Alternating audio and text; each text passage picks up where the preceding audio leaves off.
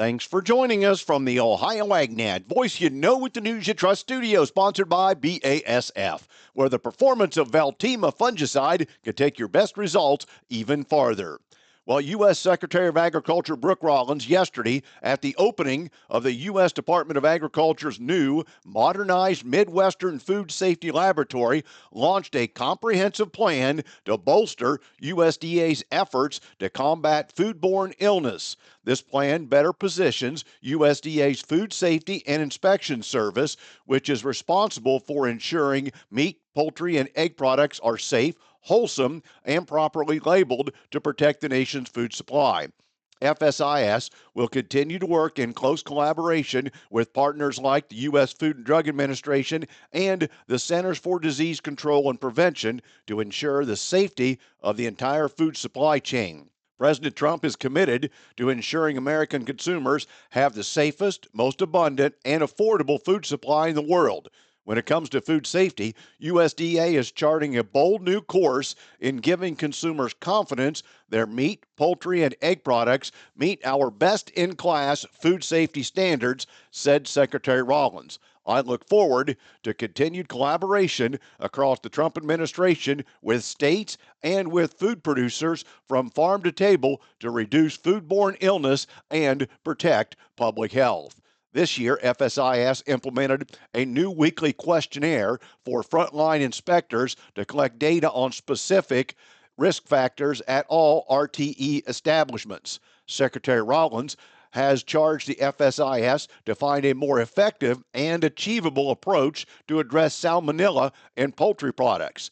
FSIS withdrew President Biden's proposed salmonella framework in April in light of significant concerns raised by stakeholders about the regulatory burden and costly impacts it would have had on small poultry growers and processors. And states are crucial partners in ensuring a safe and strong food supply and provide a vital service in bringing nutritious, affordable American food products to dinner tables across the country. In May, Secretary Rollins announced an additional $14.5 million in funding to reimburse states for their meat and poultry inspection programs and called on Congress to more sustainably fund these critical programs moving forward. Today's weather brought to you by Seed Consultants. Simply better performance online at seedconsultants.com. Here's the forecast. Kicking off a fairly active weather forecast period here across the Buckeye State. I'm Chief Meteorologist Ryan Martin. Let's take a look at that Ohio Ag Weather Update. We're going to be dealing with some on-again, off-again moisture here across Ohio for today. Lingering showers right on through the afternoon and evening hours. I think you pencil in anywhere from a tenth to likely half an inch in most areas, with coverage at around 90% of the state. It's not going to be heavy rain, but it is going to last a little while. Slight break overnight tonight into early tomorrow morning, and then we see a frontal boundary trying to work through the state tomorrow afternoon and tomorrow night. That front brings another quarter to 3/4 of an inch of potential. I do think most of us are going to stay on the low end of that precipitation range, but it's precipitation nonetheless. Moving into Friday, we are partly sunny and dry, precipitation free through the day, and then Saturday starts with some sunshine, but clouds come racing quickly in with another weather system that can bring rain and thunderstorms. At this point, I'm going to say 90% coverage for the Saturday, early Sunday time frame, with moisture totals anywhere from 1/4 to 1 inch. The moisture could have a long tail in southern Ohio through Sunday evening, even into early Monday morning. What we're basically saying here is from now through Monday morning, everybody's got a shot of rain, and probably everybody has at least 2 shots of rain. So if you're a little bit dry, there is moisture coming. Now, next week, we also have something else coming that is not necessarily so nice. Huge hot dome expanding out of the southwestern United States all the way through the Corn Belt. This heat dome triggers heat-based thunderstorms Monday afternoon and Tuesday afternoon. But Wednesday, Thursday, Friday, we could be mostly dry, very warm, very humid. Triple-digit heat indices are on the way. I'm Ryan Martin. And thanks, Ryan. This Ohio State Fair update brought to you by Farm Credit Mid-America. July 18th and 19th, the alpaca and llamas will be in the Brown Sheep Barn. They start at 8 a.m. on those dates. July 18th, the Boar Goat Open Show will be in the O'Neill Swine Barn. It starts at 9 a.m. And the Dairy Goat Show on the 18th starts shows at 3 p.m. with the Junior Doe Show. On the 19th, it's the Senior Does, and it starts at 8 a.m. Complete state fair details at ohiostatefair.com. The National Farmers Union endorsed the Farmers First Act, a bipartisan legislation that reauthorizes and increases funding for the Farm and Ranch Stress Assistance Network, FRSAN for short. Farming can be incredibly stressful, and too many rural communities still don't have the mental health support they need, said NFU President Rob LaRue. The Farmers First Act will help connect our farmers and ranchers with essential resources to address farm stress and improve well-being. FRSAN supports those in farming, ranching, and other agriculture-adjacent jobs by connecting them to assistance programs that help manage stress and mental health. According to recent data, the farmer suicide rate is more than double the national average. FRSAN is an essential tool for rural and farming communities to receive crucial mental health care, often in areas with little to no access. We urge Congress to support this legislation, added LaRue. And a story that just keeps going. A John Deere database will not be made available to the Federal Trade Commission, 5 states, and a group of farmer plaintiffs in ongoing antitrust right-to-repair lawsuits as a federal judge denied motions to compel Deere to provide the information. All plaintiffs in the case had asked the U.S. District Court for the District of Northern Illinois to require Deere to produce its dealer financial analysis data set and other information. The data set is a comprehensive spreadsheet that aggregates financial metrics, including dealer profitability, revenues from parts sales and repair services, customer pricing, operating returns, market share, cost absorption, and incentives.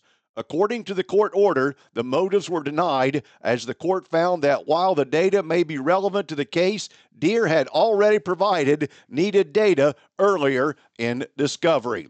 To date, the lawsuit against Deere have alleged the company monopolized the repair service market for John Deere agricultural equipment with onboard central computers known as ECUs. The farmer plaintiffs from across the country have alleged John Deere violated the Sherman Antitrust Act and seek damages for farmers who paid for repairs from John Deere dealers beginning on January 12, 2018 up until the present date.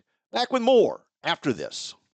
Attention construction pros. Purple Wave Auction brings quality equipment to your fingertips. Join our bi-weekly online auctions featuring dozers, excavators, loaders, and more. We provide detailed listings, photos, and seller contact info. Inspect online or in person. With our no reserve policy, every item sells to the highest bidder. Visit purplewave.com today and see why informed builders choose Purple Wave. Transparent processes, real deals. Your next great purchase awaits. purplewave.com. Friday, July 25th is Recovery Ohio's Mental Health Day at the Ohio State Fair. Visit the Department of Mental Health and Addiction Services, the Department of Insurance, and other state agency booths. Join us on Friday, July 25th for Recovery Ohio's Mental Health Day at the Ohio State Fair. We'll see you there. As part of Governor Mike DeWine's H2 Ohio initiative, the Ohio Department of Natural Resources and the Erie Conservation District held a ribbon-cutting ceremony for the newly completed wetland project at Moxley Wildlife Area in Erie County along Sandusky Bay. The H2 Ohio Moxley Wildlife Area Wetland Reconnection Project reconnects 57 acres of wetlands in the western Lake Erie Basin to the Sandusky Bay, which will improve the quality of water flowing in and out of Sandusky Bay. H2 Ohio specifically designed to identify and complete high-quality wetland projects like this one, said Governor Mike DeWine. Improving the water flowing through Sandusky Bay will ultimately improve water quality in Lake Erie, which is exactly what we set out to do when we created H2 Ohio nearly 6 years ago.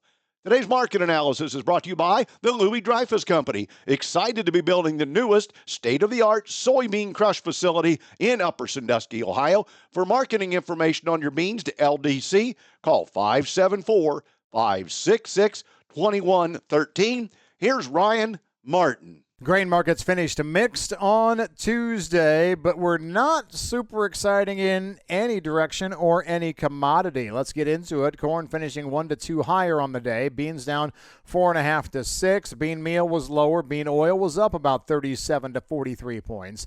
Wheat markets lower in Chicago and Minneapolis. Kansas City fractionally mixed on the day. What were the stories in the market? Well, let's start with the crop progress numbers. The crop progress numbers were very nice. 70% good to excellent on beans, 74% good to excellent on corn.